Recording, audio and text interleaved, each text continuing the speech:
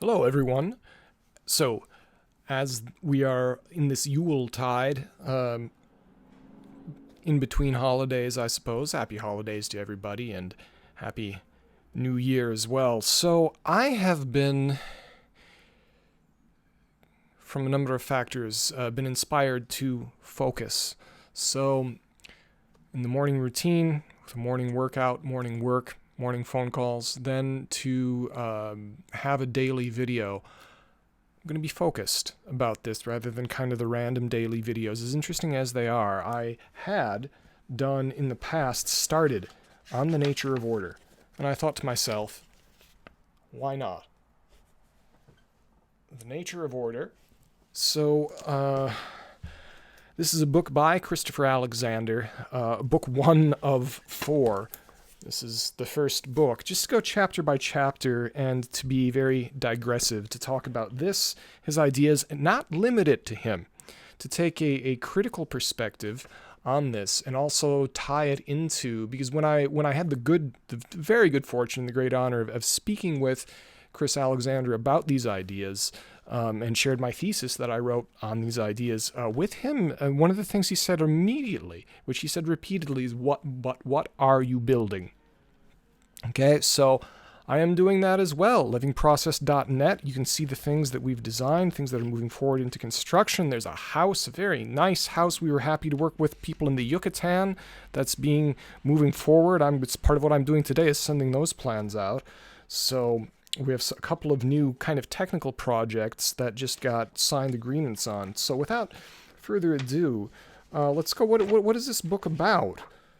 Christopher Alexander asked a very simple question with a very complex answer. That is there a way to discover a method that anybody who's designing could use to help make the building, the house, the thing that they're designing, to help make it better, and ideally to help make it be you start out with the objective, how can we make the best thing possible? What is the best thing possible? How do we discover that? And I think discover is the right word. So I'll start with the prologue here, and then I'll maybe go on to the preface. There's the prologue, then the preface, then chapter 1. So the first book is called The Phenomenon of Life. He thinks that we need to redefine how we think of what life is. So he's saying that when we understand the art of building from this point of view of order, it not only changes our understanding of the building process, but has the capacity to change our cosmology. I did not start out as a philosopher, and I have no special desire to write about philosophy or about the nature of things. This is not my trade. However, he did. I think he's a pretty good writer. He did a lot of writing about this. Moving along, saying, yet the problems we must face if we are to make things beautiful kept me coming again and again to fundamental questions about the nature of matter, about the nature of the empiricist tradition, especially the tradition which we ascribe to René Descartes. So René Descartes, what he's talking about there's so many things packed into this. This book really starts with the problems of industry. His dissertation thesis when he was at Harvard, Notes on the Synthesis of Form. If people really want me to get into this book, I could. This is more technical, and this is really a statement of the problem. The problem being in the midst of the increase of capacity of industrial production. What do we do? How do we use this? The machine separates the means of production from the immediacy of the decision in a context. There are all kinds of technical terms. I can go on about that, but we'll leave it at that for now. And so a lot of the custom fit advantages of what in that book he called the unself-conscious process, the idea of adapted tradition, was pushed aside by the capacity of industry. So we don't want baby tossed out with the bathwater. We don't want to somehow just go back to all the good things and the bad things of tradition. We want to see, okay, what was valuable and good about those traditions? And then also think, now that we are in an industrial situation, How do we make sure that the industrial situation serves us instead of us serving the industrial situation? That's a lot of what pattern language was about. So he stated the problem in Notes on the Synthesis of Form, an initial framework of how to deal with these design variable problems in pattern language, and came up with really a client interaction method is what pattern language is, and we use that with our clients. Our clients really like that.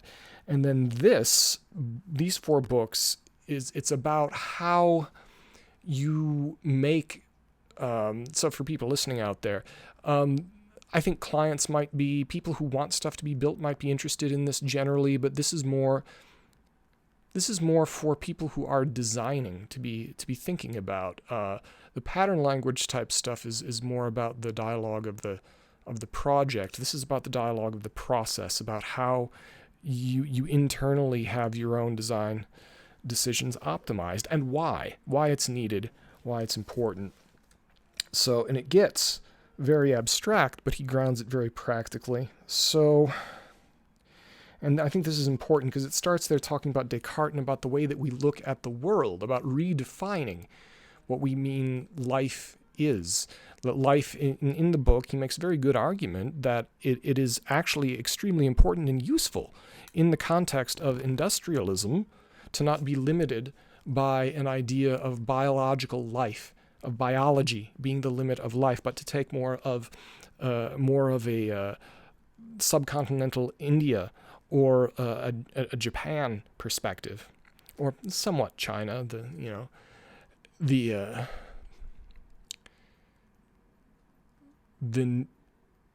Neo-Confucianist concept of Li, the idea of the order in nature. He called his book The Nature of Order. Getting a little bit rambly here, we need to focus it, but it's the idea that the way of looking at the world as individuals separate from the world instead of individuals in dialogue with the environment around us, the idea of our feeling connected to architecture. That's very, very important. Making decisions in the space, which we've done with some of our clients with great results.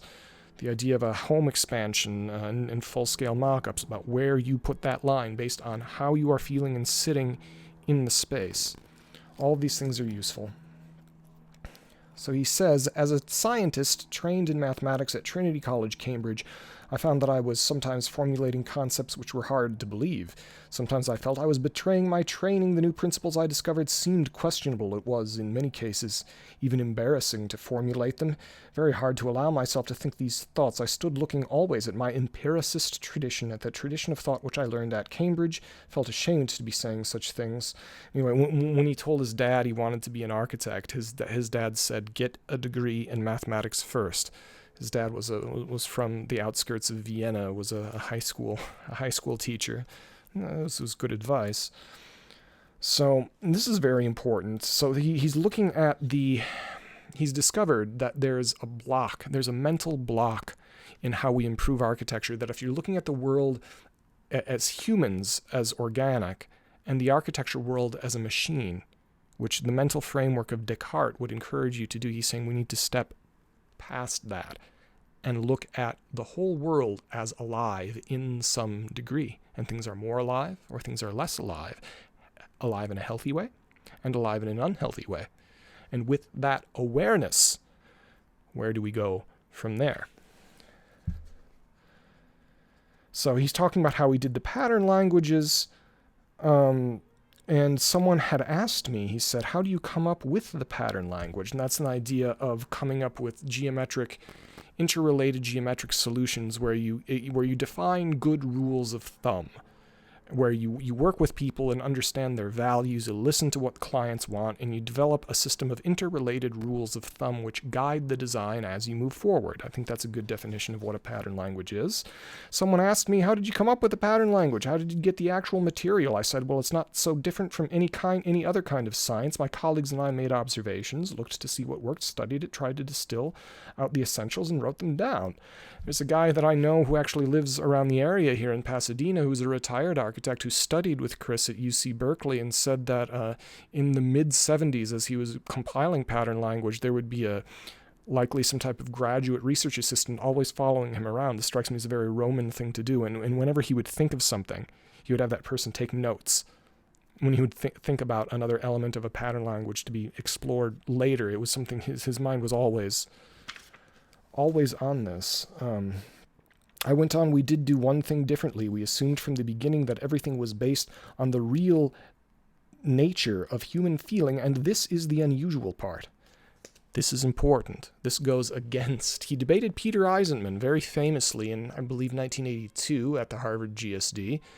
And reading that debate is instructive because it'll kind of reflect back to people where their own feelings are on this debate. And this fundamental question that was raised in that debate is highlighted again here. This is page 3 of book 1.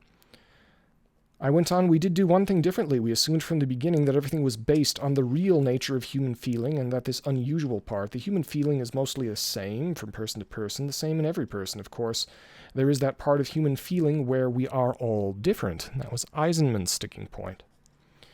Each of us has our idiosyncrasies, our unique individual human character. That is the part people most often concentrate on when they are talking about feelings and comparing feelings, but the idiosyncratic part is really only about 10% of the feelings which we feel. One could debate about that, but 90% of our feelings, I think when you qualify this and say our feelings about the built surroundings in which we are, if you qualify it that way, I think one could make a better argument for that. But the thing is you really can't. That's one of the challenges of this method, is how do you quantify the qualitative? That's really the challenge. How do you measure feeling? Very difficult. You just kind of have to look, think about it, talk with people. That's the best that we have now. Color, what's fascinating, color used to be like this. Color used to be just perception and feeling, similar with musical harmony. And we've been able, it's easier with music because you can understand, like Pythagoras did, about the lengths of strings, and half the length of string being an octave, and then fifths being harmonious, and thirds being, different. With color, it was the feeling about color itself was, Descartes considered color itself 100% subjective. He didn't consider color to be real. Turns out, yes, it is. It's extremely real. Like just a generation after Descartes, Isaac Newton started the empirical investigations into color. Goethe furthered this with disagreeing with Newton. So science was hardly settled with color, right? But now we can really objective, like color temperature. That sounds very, that's out there, color temperature. No, it's very empirical. And in fact, you can get color temperature with our iPhones on a way that everybody can measure and be roughly the same for sampling. There's still a little bit of fudging with it, but so color has been brought further into objective, quantitative measures. Now, a feeling, and this is fun, right? There's that corner there. The type of feeling that's created by space that we're in. I think it's pretty obvious to anybody. You can go into, what's a good example? Go into, say, an Amish barn, and then go into an office made in the 70s. Or maybe be a little bit more charitable and say an office made in the 50s, like a nice one. There's a completely different feeling that's caused by the shape, the color, the acoustic, the masses that surround you, everything. And this is why architecture matters. The reason that architecture matters is this sense of feeling. Engineering matters, and engineering and architecture need to be together, but the decisions that are not engineering are what you call design. And that is the realm of architecture, is those decisions. And do those things matter? I'd say yes, they do. Does how people feel matter? Absolutely. So we've been stuck for so many decades in this big symbolic thing that the only thing that matters is kind of a narrative symbology. That's the postmodernist discourse. So he says, from the very beginning, when we made the pattern language, we concentrated on that fact that we share, a lot of human feeling is shared, especially about space. That is what the pattern language is, a record of the shared feeling in us, which belongs to the 90% of our feeling, where our feelings are all the same. When I said this was at a premiere of a documentary about him. When I said this, a sort of cry went up. People shouted and clapped again, stood up and cheered. Then I dimly began to understand why they had been clapping when I had come forward. When they saw what they saw in me was a voice saying that our shared human feeling has been forgotten, hidden in the mess of opinion and personal differences. What people find and what moves them, and all the work which my colleagues and I have been doing for so many years, is that we have tried to honor and respect the reality of this huge ocean, the 90% of ourself, in which our feelings are all alike. The fact that this huge basis, this huge ocean has been forgotten and has perhaps in my own works been reawakened, that is what brought them there that day to see that film. That is what made them stand up and shout. This book is at root about the core of that 90% of our feeling which we all share. It is about a more realistic conception of the world and of the universe which comes into existence and can come into existence only when we acknowledge that to a very large degree we are all the same. Well, that makes people very nervous these days, doesn't it?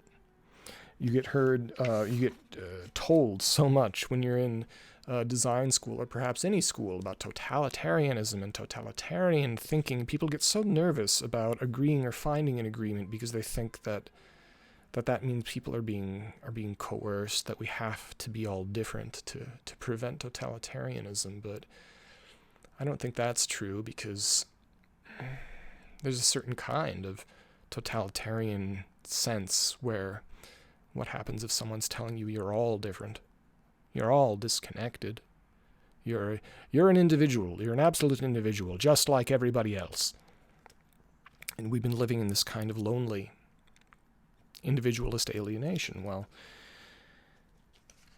in terms of a project, it's a lot less dramatic than all of this, because you can simply talk about who's feeling what about the things in the space there. And the whole idea of being physically in the space makes the best answers easiest to find. So I'd like to keep going. I think 20 minutes, nearly 20 minutes is enough. So that's the preface. I'm going to get a bookmark. Get a bookmark with something. Yes. So I'll mark this from the prologue, then on to the preface.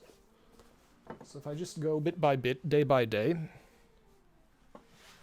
and as has been semi-traditional for my past things, see if anyone who cares or has been guessing.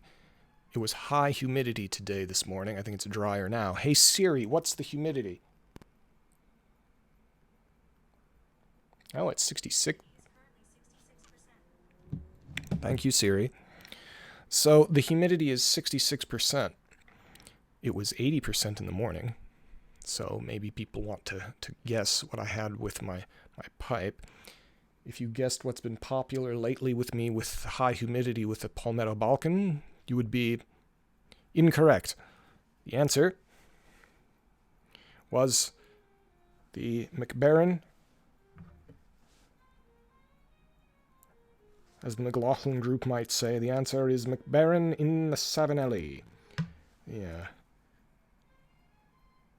So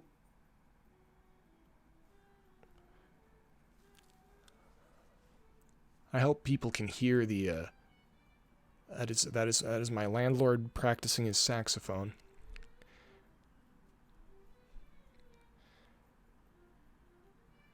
I feel like there should be some rambly thoughts at the end. Maybe it's self-indulgent. I don't know. That's been important in some of the other stuff.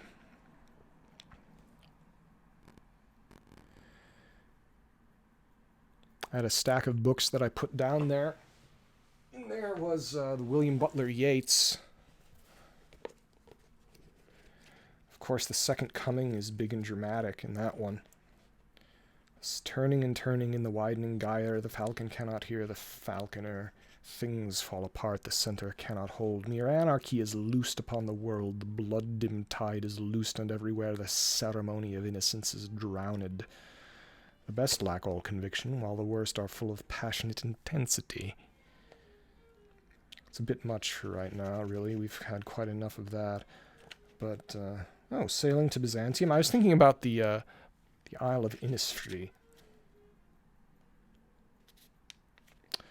I'll read Sailing to Byzantium instead. Is that the mark for Innisfree? The Lake Isle of Innisfree, yes, I have that one marked too.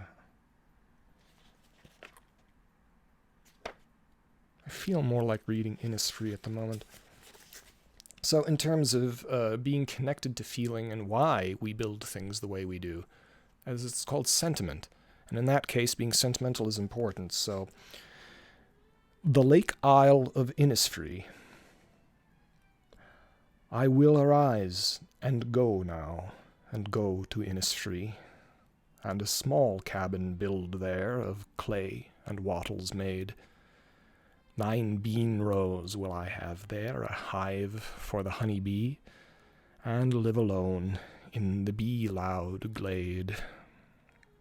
And I shall have some peace there, for peace comes dropping, slow dropping, from the vales of the morning to where the cricket sings. There midnights all a glimmer, and noon a purple glow, and evening full of the linnet's wings. I will arise now. I'd screwed it up. I will arise and go now. So you gotta take it back. This is the... Gotta be strict with Yeats. And evening full of the linnet's wings, I will arise and go now, for always night and day I hear lake water lapping with low sounds by the shore. While I stand on the roadway or on the pavements grey, I hear it in the deep heart's core. Written 1890. He actually wasn't. I don't think Yeats ever went to Innisfree. It was a totally imaginary poem. I believe he was either in Dublin or Belfast. I think it was Dublin. And he saw a tourist poster for this island of Innisfree. And he was probably feeling torn up about someone, and just imagined to step out of the grey and the noise of Dublin. I thought Dublin's very nice. I've never been there. It's one of the good cities of the world. So, tomorrow morning, it will be waking up, breakfast, exercise, and the next bit of the nature of order. Probably with lots of comments about Louis Sullivan, Frank Lloyd Wright, Walter Gropius, Mies van der Rohe, all this stuff about architecture. And I would definitely appreciate to respond to questions as we go along. So there's going to continue to be content about the Rome course, but we can make new courses about all kinds of things. Like, share, and subscribe down below. Thank you very much. Yes, anyone who's listened this far, thank you for indulging me, and hopefully this will continue to be interesting and worthwhile. Have a good day.